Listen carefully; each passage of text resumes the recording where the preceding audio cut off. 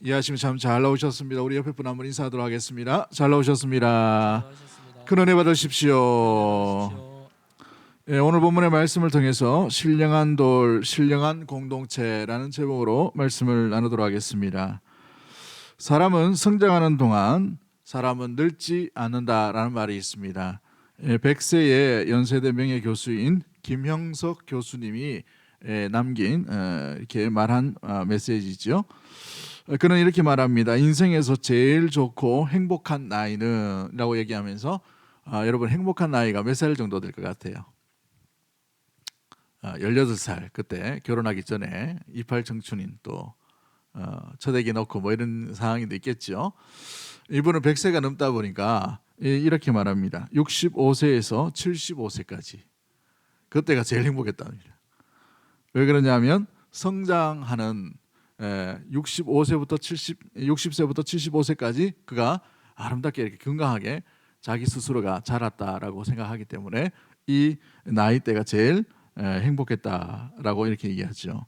그러면서 성장하는 동안 늙지 않습니다. 60세가 좀 넘고 보니까 힘은 조금 드는데 76세쯤 되고 이제 좋은 책들이 나오게 되었다는 거예요. 그동안 교수로서 많은 책을 냈겠지만 자기가 이렇게 자랑할 만한 책이 76세에 드디어 나왔답니다. 76세. 76세 이하 계신 분들은 아직 희망이 많이 남은 줄 믿습니다. 그가 또 이렇게 얘기합니다. 나이 80에 얻은 일에 대한 깨달음 하나는 내가 하는 일이 많은 사람이 인간답고 행복하게 살 수 있도록 도와야 하는 일이다. 자기 스스로 자기 자신을 위해서만 일하는 것이 아니라 다른 이들을 돕는 일들을 세워나가는 것이 참된 행복한 일이라는 것을 깨닫게 되었다는 것이죠. 100세임에도 불구하고 계속 배우고 자라고 성장하는 동안 사람은 늙지 않습니다 라고 말합니다. 참 대단한 분 같아요. 100세가 넘었는데 이분이 평양에서 피난 내려와서 평양에 교회에 다닌다고 이 공산군이 혹시 이렇게 또 잡아다가 테러하면 안 되기 때문에 북한에 있다가 이제 남한으로 내려와서 이렇게 공부를 하다가 이제 연세 교수도 되고 이렇게 했는가 봅니다. 아무튼 사람이 자라가는 동안 사람은 늙지 않는다. 뭔가 의미가 굉장히 새겨지는 그런 말인 것 같아요. 이걸 읽으면서 느낀 것이 있습니다. 성도와 교회도 마찬가지죠. 성도와 교회도 늙는다, 늙어간다, 오랜 세월 보낸다, 또 나이가 드는 교회다. 이것을 알 수 있고 측정할 수 있는 것은 배우느냐 배우지 않느냐, 배움 가운데 자라가고 있느냐 자라가고 있지 않느냐라는 것을 통해서 우리는 알 수가 있게 되는 것을 보게 됩니다. 아무리 100년, 200년 되어도 자라감을 멈추지 않는 교회는 무엇보다도 늙지 않는 교회예요. 역사와 전통 오래되어도 주님을 닮기 위해 온전히 자라가고 있기 때문에 그렇지요. 아무리 사람이 많고 또 젊은 사람이 많다 하더라도 자라감을 멈춘 교회는 자라감을 멈췄기 때문에 성숙과 성장이 멈춰 있는 상태의 모습들이 되게 되는 것입니다. 그렇다면 저와 여러분은 어떤가요? 여러분 우리의 삶은 어떻습니까? 자라가고 있는 삶입니까? 자라감을 멈추고 있는 삶입니까? 어제 우리 지난주에 살펴봤던 것처럼 구원에 이르도록 자라가라라고 사도 베드로는 우리에게 교훈하고 있어요. 그런 의미에서 우리는 구원을 이루도록 자라가고 있는 성도인지 가정인지 교회인지 점검해보고 돌아봐야 될 필요가 있는 것이지요. 거룩한 산돌이신 그리스도께로 오늘 4절 말씀 가운데 나아가라는 단어가 등장하고 있죠. 그렇습니다. 어디로 자라가야 되는가? 산돌이시고 그리스도 이 보혈이신 또 보배로우신 거룩한 우리 주춧돌과 되시는 우리 예수님께로 온전히 자라감이 우리에게 필요하게 되는 것을 말해주고 있다는 말입니다. 그렇습니다. 교회는 그리스도께로 자라가야 되는 존재인 줄 믿습니다. 성도도 마찬가지이고 성도의 가정도 마찬가지인 것이지요. 성도가 예수님 믿는데 예수님을 닮아야 되고 교회가 예수님을 따르는데 예수님이 드러나야 되고 예수님 닮은 교회로 날마다 자라가야 하는 것이죠. 우리 모든 성도와 가정과 교회가 예수님 닮고 예수님께로 자라갈 수 있는 믿음의 모든 가족들이 되기를 주의 이름으로 간절히 축복합니다. 성장과 성숙을 멈추지 않는 믿음의 성도와 교회가 되기를 주님의 이름으로 간절히 축복합니다. 자, 그렇다면 어떻게 우리가 구체적으로 주님께로 살아갈 수 있을까요? 오늘 본문에서는 많은 것들을 말씀해 주지만 특별히 오늘 우리 주일에는 한 가지만 말씀을 붙들고 우리가 살펴보려고 합니다. 이 베드로전서 1장과 2장을 넘어가면서 우리가 살펴볼 수 있는 것은 베드로의 신앙의 고백인 무엇보다도 주는 그리스도요 살아계신 하나님의 아들이십니다 라는 말씀 가운데에 우리 예수님께서 뭐라고 칭찬하십니까? 바요나 시몬아 내가 복되도다. 그러면서 뭐라고 얘기해요? 반석을 위해 내 교회를 세우리라 라고 이렇게 말합니다. 그렇죠? 이 반석이란 말은 신앙의 고백을 의미하죠. 베드로 자체에 대가 이야기하는 것이 아니라 신앙의 고백 위에 교회를 세우시겠다라는 귀한 말씀과 메시지를 베드로에게 주셨어요. 반석, 돌입니다. 돌. 그래서 이 베드로 성경 이 전체를 보면 베드로는 돌 이야기를 상당히 많이 이야기하는 것을 보게 돼요. 그래서 오늘 이 본문에도 4절 말씀에 누가 등장합니까? 산 돌이신 누구를 이야기하고 있어요? 그리스도, 예수 그리스도를 이야기하고 있죠. 예수님을 어떻게 표현하고 있다고요? 살아있는 돌로 표현하고 있고 그 살아있는 돌에게 어떻게 하라고 되어 있습니까? 나아가라 라고 이렇게 설명하고 있습니다. 그렇습니다. 구원에 이르도록 자라가기 위해 우리가 나아갈 수 있는 곳 바로 보배이시고 보배로우시며 산돌이신 살아있는 예수 그리스도께로 나아감이 필요함을 말해주고 있는 것이죠. 그래서 오늘 2장에 보면 여러 가지에 등장하는데 지난주 살펴봤는 것을처럼 보는 이 단어들이 나타나는데요. 신령한 젖을 사모하라 라고 이렇게 지난주에 살펴봤어요. 신령한 젖. 그리고 오늘 본문에 보시면 5절 말씀에 뭘 이렇게 나와 있습니까? 신령한 집이라고 되어 있어요. 신령한 집. 그리고 5절 이하를 보시면 또 신령한 뭐라고 되어 있어요? 신령한 제사. 제사. 그래서 신령한 젖을 사모하고 신령한 지부를 짓고 신령한 제사를 드리고 이게 누구를 통해서 이루어지는가? 오늘 본문 이 4절이 굉장히 중요하기 때문에 4절 말씀만 붙들고 다음 주에 우리 다시 또 이 신령한 집과 신령한 공동체에 대한 말씀을 나누려고 합니다. 그렇습니다. 신령한 젖 이것도 그리스도를 향하고 있고 신령한 집도 그리스도를 통해서 지어지고 신령한 제사도 누구를 통해서 지어지는 것을 말해주고 있습니까? 보배롭고 살아계신 예수 그리스도를 통해서 세워지고 제사 드려지고 하나님께로 나아갈 수 있기 때문에 오늘 본문 이 보배롭고 산돌이신 그리스도께로 나아가는 성도 나아가는 교회 흩어진 나그네의 삶이 너무나도 중요하기 때문에 오늘 본문의 4절 말씀만 다루도록 그렇게 합니다. 그렇습니다. 교회는 누구를 닮아야 됩니까? 예수님을 닮아야 돼요. 교회는 누구를 바라봐야 됩니까? 예수 그리스도를 닮아야 됩니까? 예수 그리스도께로 나아가야 되는 그런 곳이 바로 교회라는 것이죠. 말씀을 충만하게 듣습니다. 은혜 가운데 있게 되어 무장이 됩니다. 그런데 누구를 닮아야 됩니까? 그리스도를 닮아야 돼요. 나의 의, 나의 자랑이 드러나는 것이 아니라 우리는 성령 충만을 받고 은혜 충만을 받고 말씀 충만을 받고 말씀 가운데 순종함으로 말미암아 예수 그리스도께서 걸어가신 그 길로 걸어가야 되는 거예요. 나의 길, 엉뚱한 길로 걸어가는 존재가 아니라 교회가 아니라 주님께서 걸어가신 그 길로 걸어가는 것이 흩어진 나그네요. 오늘날 우리 교회로 모인 믿음의 성도가 걸어가야 될 길인 줄 믿습니다. 그 길로 걸어갈 수 있는 믿음의 모든 가족들 되기를 주의 이름으로 간절히 축복합니다. 여러분 이 1세기의 성도들은 우리와 다른 형편 가운데 이 편지를 받아들게 되었습니다. 어떤 형편이었습니까? 예수 그리스도를 믿는 그 이유만으로 재산이 몰락당하고 또 가족이 뿔뿔이 흩어지고 때로는 가족들 중에 순교를 당하고 처처마리만큼 고통과 고난이 연속적인 삶이 오게 되는 삶 모습들이 바로 이 1세기 초대교회의 성도들의 형편 가운데 있게 되었다는 말이죠.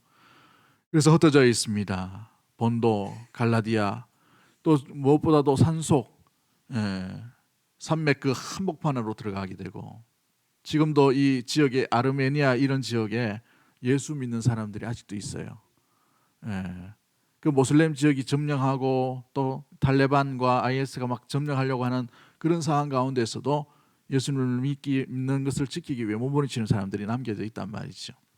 근데 이 바로 로마 박해 이전부터 계속해서 그런 일들이 일어나는 놀라운 일들이 나타나고 있는 것을 바라보게 됩니다. 아무튼 우리가 믿는 이 형편 가운데의 상황과 전혀 다른 그런 세계 가운데서 1세기 초대 성도들이 베드로 사도의 이 편지를 전해 들고 있게 되는 상황입니다.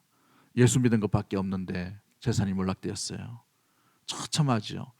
여러분 초대교회의 상황들을 표현한 영화를 한번 가끔 보시면은 너무 잔인해서 표현을 조금씩 줄여 나왔어요. 근데 실질적으로 보시면 순교자의 전기나 이런 거를 보시면은 살아있는 사람을 상체로 이 겁지를 벗겨버리고 살아있는 채로 기름에 펄펄 끓는 기름에 던져버리고 불을 태워버리고 또 그 불태운 것을 오늘날로 말하면 조명이죠. 밤에 조명 켜는 것처럼 그렇게 활용했어요. 기름을 바르고 난 뒤에 얼마나 잔인합니까? 가족들이 보는 앞에서 그 가족을 사자밥이 되게 던져버립니다. 그런데 수많은 군중들이 모여서 박수 치면서 조롱하고 또 손가락질하고 살아있는 예수가 있다면 와서 건져보라고 그렇게 비웃었던 그런 상황 가운데 이 편지를 전해 듣고 있는 상황 가운데 있었다는 말이죠. 그러면 이런 상황이라면 베드로 사도 예수님의 첫 번째 인정받는 제자가 아닙니까? 이런 상황 가운데 흩어진 나그네 가운데에서 뭔가 위로의 말을 해줄 만하고 잘하고 있다, 너무 수고가 많다 라고 이렇게 격려해주고 위로의 말, 칭찬의 말을 해주면 좋은데 이 베드로전서의 전체 내용을 보면 위로와 칭찬의 분위기가 아니라 오히려 더 고난 가운데 강하라, 고난 가운데 견디라, 주의 날이 멀지 않았다, 아주 강력하게 계속해서 말하고 있는 모습을 보게 됩니다. 전체적인 분위기가 그렇다는 말이죠. 오늘 본문에서도 고난받고 있는 형편 가운데 있는 성도들 향해 보배롭고 살아있는 그리스도께로 나아가라 라고 이렇게 아주 강력한 어조로 명령형으로 선포하고 있는 베드로 사도의 모습들을 보게 됩니다. 그렇다면 이 보배로운 돌, 살아있는 돌, 그리스도라고 표현했는데 뭐기 때문에 이렇게 나아가라라고 말합니까? 보배로운 돌의 의미가 뭐예요? 여러분 이 헬라어 말로 이 보배로운 말이란 말은 가치 있다는 말입니다. 정말 귀중하다는 말이죠.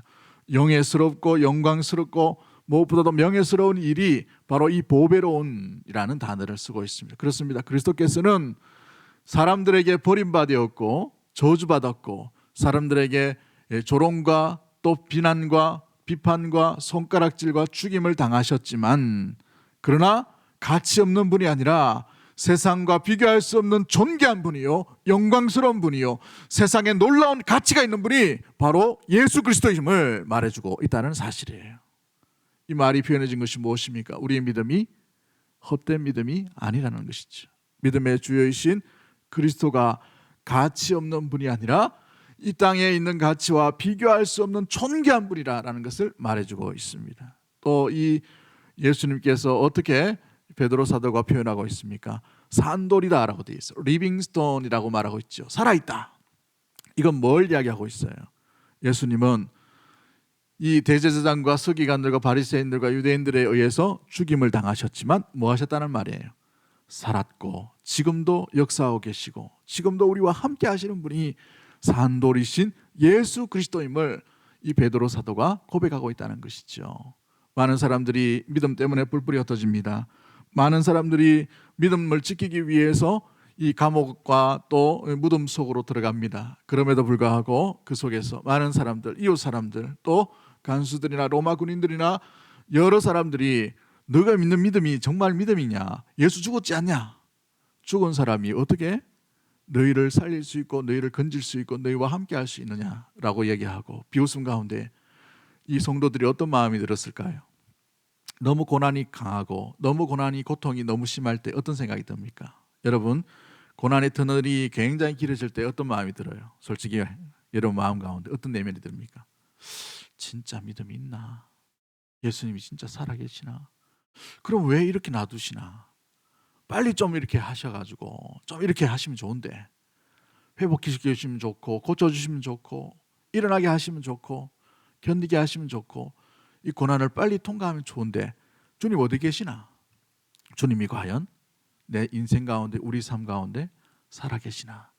하나님의 임재 주님의 임재의 부재를 느낄 때가 종종 있게 되는 것을 보게 됩니다. 믿음이 흔들린다는 것이죠.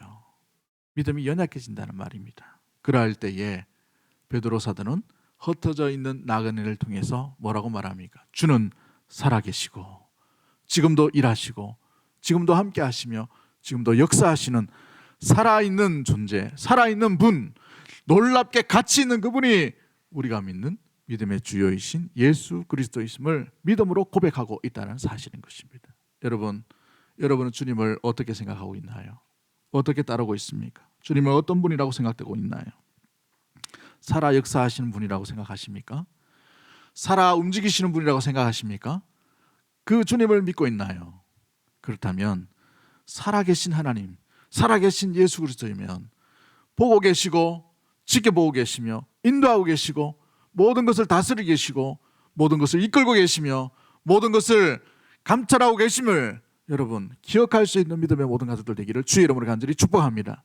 우리가 잘됨과 우리가 승승장구할 때도 마찬가지이지만 우리가 고난 가운데 처참한 꼴로 당할 때에도 그곳에 계시고 거기서 말씀하시며 그곳 가운데에서 역사하고 계시는 분이 살아가고 계시는 살아있는 리빙스톤신 무엇보다 주님 앞에 우리가 온전히 그 주님을 믿고 믿음으로 신뢰함으로 나아가는 그 믿음이 필요하다는 사실인 것이죠.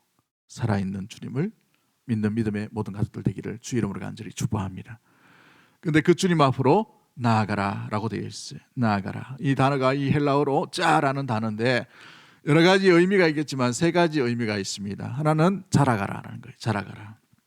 그리스도께로 온전히 자라가라. 우리는 누구에게로 자라가는 것이 필요합니까? 주님께로 자라가야 돼. 믿음 좋은 성도에게 자라가는 것이 아니에요. 여러분 우리의 비교 대상이 성도가 아니기를 원합니다. 저 사람 요만큼 했으니까 나는 요거보다 조금 더 해야 되지. 이거 아니에요.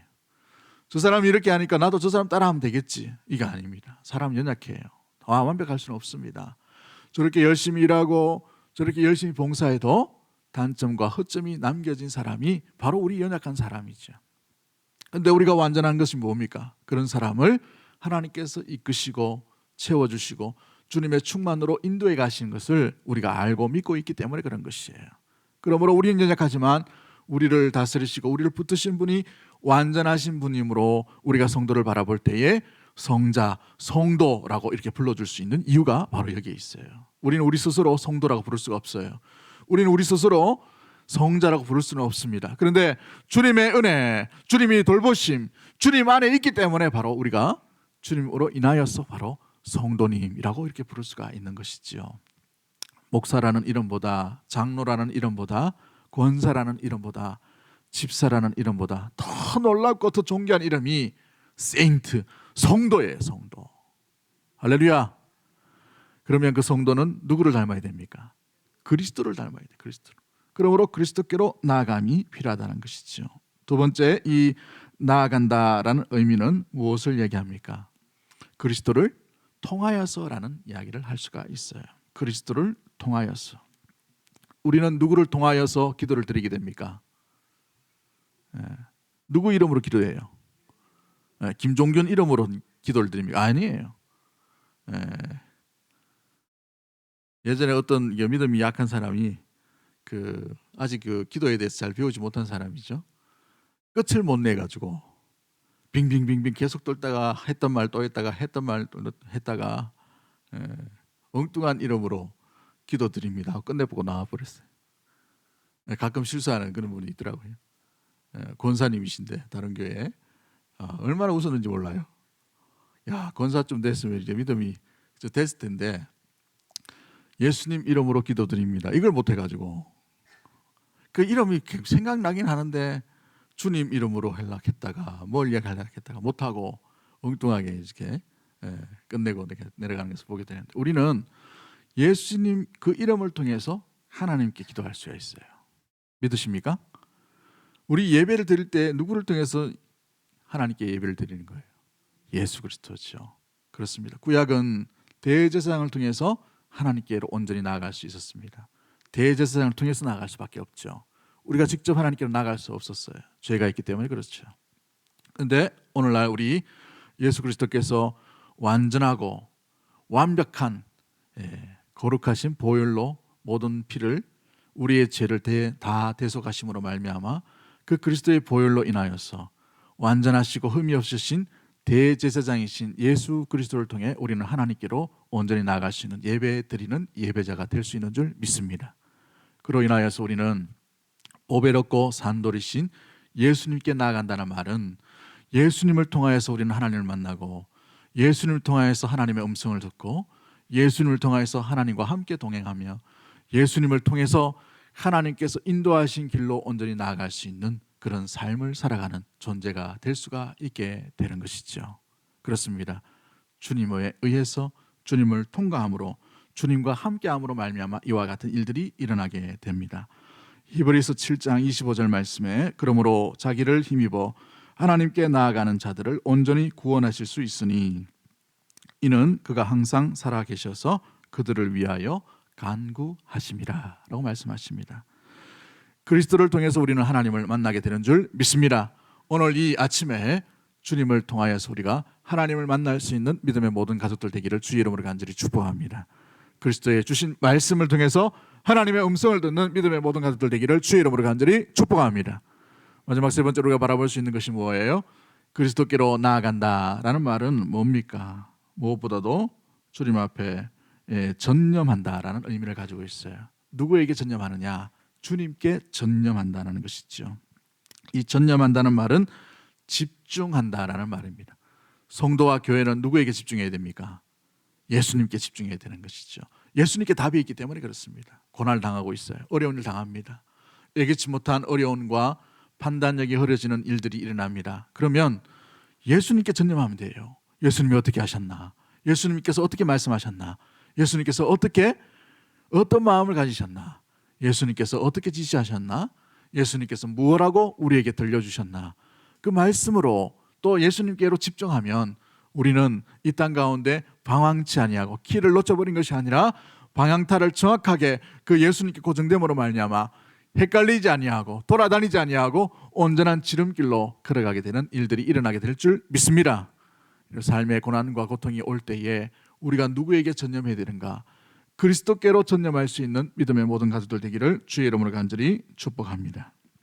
그러기 위해 우리는 말씀을 통해서 우리는 경건의 훈련과 또 인내의 훈련들이 일어나야 되는 것을 보게 되지요. 사랑하는 성도 여러분, 교회가 하나님과 주 예수 그리스도께 집중할 때 교회는 성장하게 됩니다.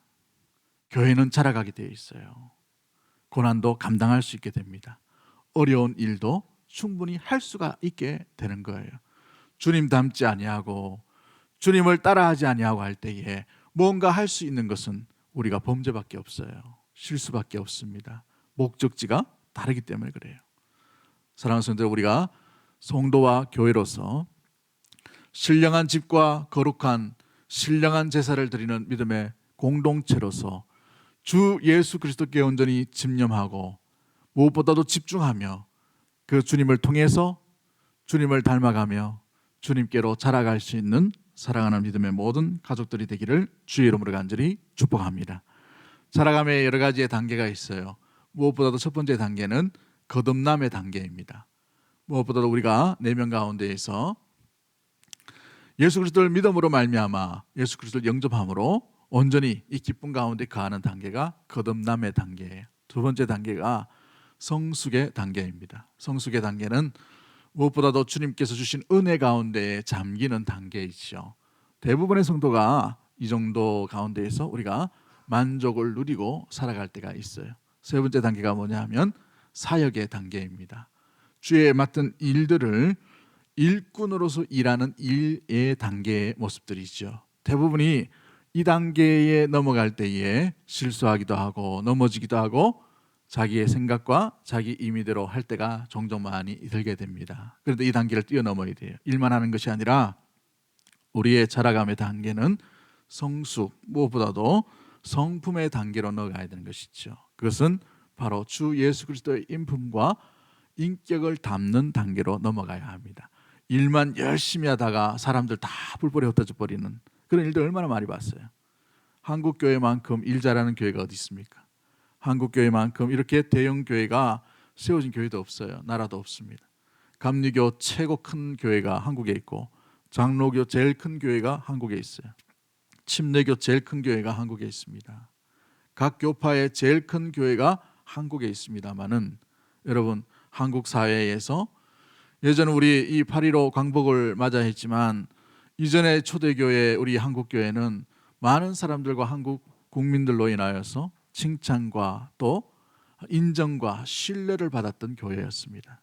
그런데 오늘날 보십시오. 신뢰가 바닥이에요. 예수 믿는 사람 못 믿겠다는 거죠. 이런 일들이 일어나게 되었어요.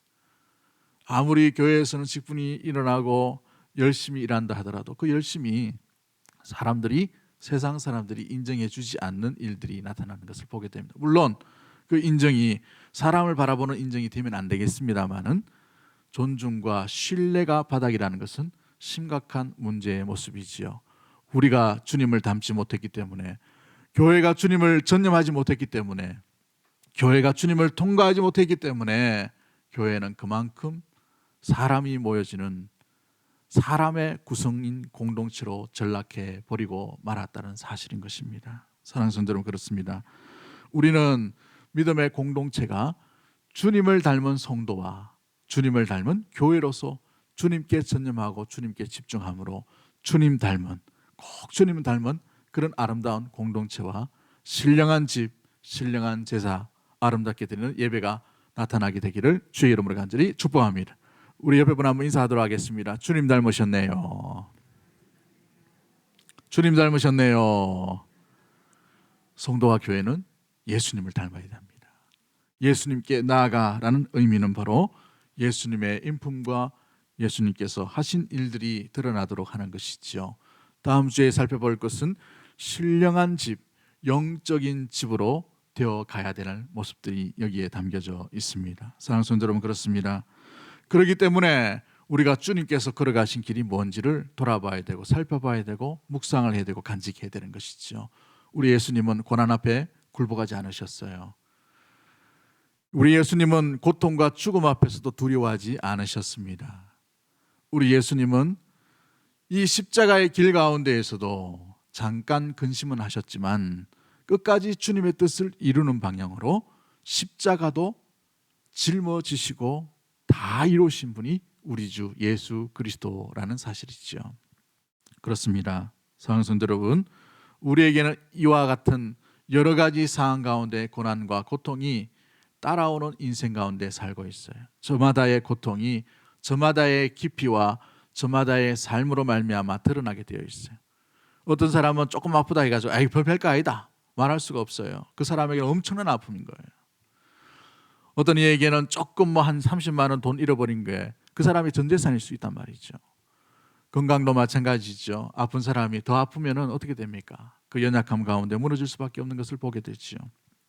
우리 인생은 이 땅에 살아가기 때문에 완전하지 않는 세상 가운데에서 고통과 절망과 아픔과 염려와 두려움과 근심과 아픔 가운데에서 이 땅 가운데 살아갈 수밖에 없는 고통과 함께 살아가는 인생으로 성도로 교회로 살아갈 수밖에 없습니다. 그런데 성도와 교회는 고난과 고통이 온다 하더라도 고난과 고통에 묻혀 지내는 사람이 아니라 고난과 고통도 충분히 감당할 수 있고 이길 수 있는 길로 나아가야 되는 존재가 성도와 교회인 줄 믿습니다.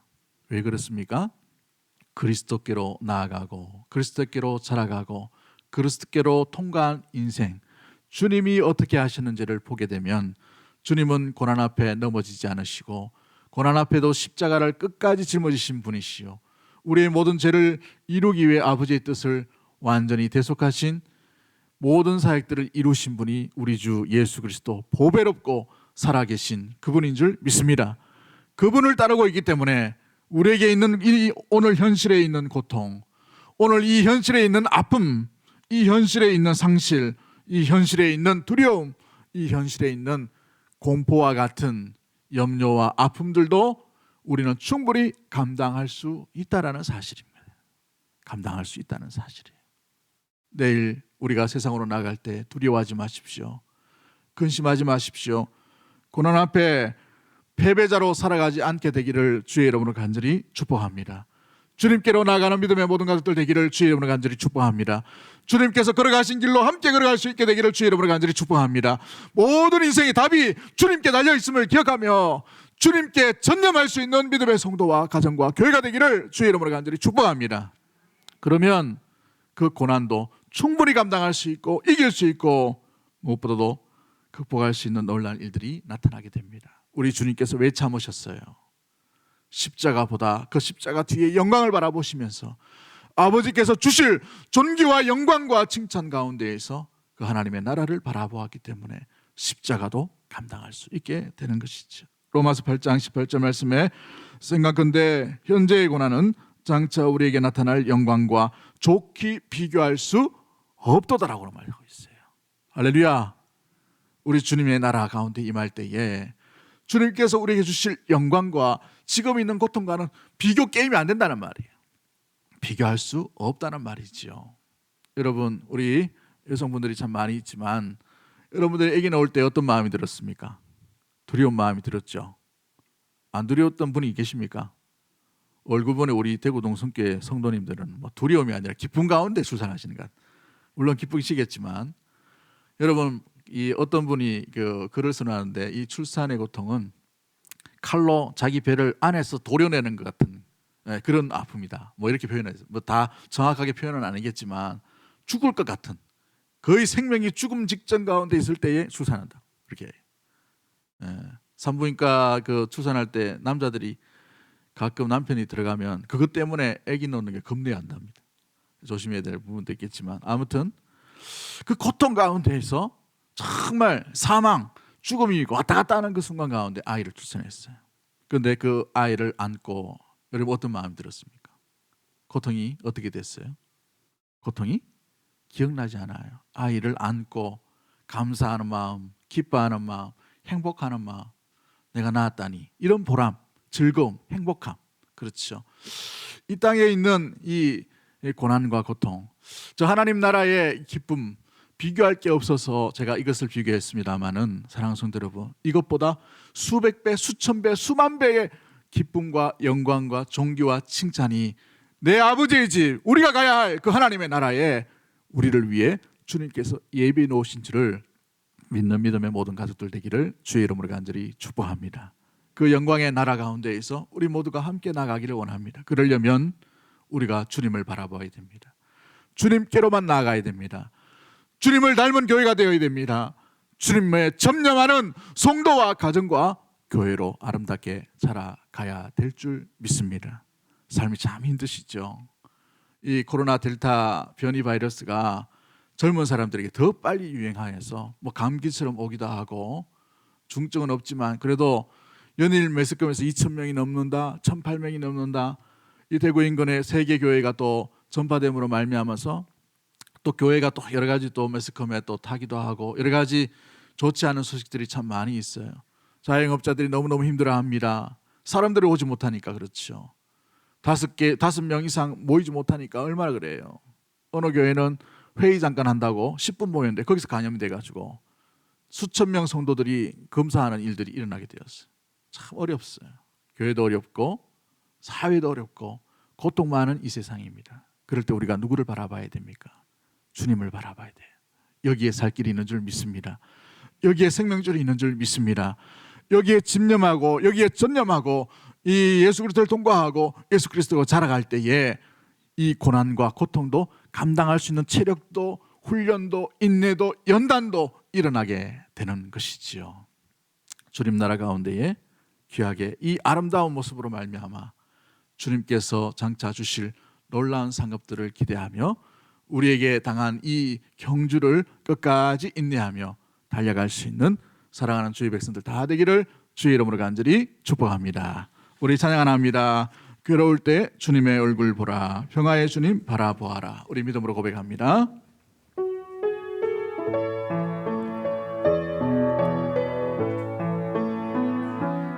괴로울 때 주님의 얼굴 보라, 평화의 주님 바라보아라. 세상에서 시달린 친구들아, 위로의 주님 바라보아라. 눈을 들어 주를 보라. 눈을 들어 주를 보라. 내 모든 염려 주께 맡겨라. 슬플 때에 주님의 얼굴 보라. 사랑의 주 내 만식 주리라. 힘이 없고 내 마음 연약할 때, 내 마음 연약할 때 능력의 주님 바라보아라. 주의 이름 모든 자를 인주시고 늘 지켜주시고 눈을 들어 주를 보라. 눈을 들어 주를 보라. 내 모든 염려 주께 맡겨라. 슬플 때에 주님의 얼굴 보라. 사랑의 주님 안식 주리라. 눈을 들어 주를 보라. 눈을 들어 주를 보라. 내 모든 염려 주께 맡겨라. 슬플 때에 주님의 얼굴 보라. 사랑의 주님 안식 주리라. 이 시간 우리 합심해서 짧게 한번 기도하기를 원합니다. 성도의 위기와 교회의 위기는 주님께 전념하지 아니하고 주님께 집중하지 아니하고 주님을 통과하지 아니하고 주님께 자라가지 못한 가운데 드러나게 됩니다. 우리의 불안과 우리의 공포와 우리의 염려와 우리의 아픔과 우리의 슬픔이 어디서 오는지 여러분 한번 잘 점검해 보십시오. 우리에게 슬픔이 올 때 우리는 주님의 슬픔을 기억하고 주님을 통과하며 주님께로 온전히 자라감이 필요할 줄 믿습니다. 교회도 마찬가지요, 이 세상의 삶도 마찬가지죠. 우리가 이 땅 가운데에서 주님께로 자라갈 수 있는 그러한 놀라운 믿음, 그까지 우리의 평생 가운데 놓치지 않도록 주님 인도해 달라고 기도하기를 원합니다. 또한 우리 교회가 주님을 꼭 닮게 하여 주시고 그러므로 말미암아 주님의 기쁨으로 온전히 나아갈 수 있는 주의 몸된 교회, 거룩한 교회, 신령한 집, 거룩한 예배를 드릴 수 있는 교회 공동체가 될 수 있도록 주님 인도해 달라고 기도하기를 원합니다. 주님께 집중하면 집중할수록 주님의 은혜와 주님의 사랑과 주님의 자비와 주님의 능력이 우리의 심령과 우리의 가정과 우리 교회 가운데 넘쳐나게 될 줄 믿습니다. 그러한 삶을 기대하며 우리 주여 한 번 외치고 통성으로 합심해서 기도하도록 하겠습니다. 주여.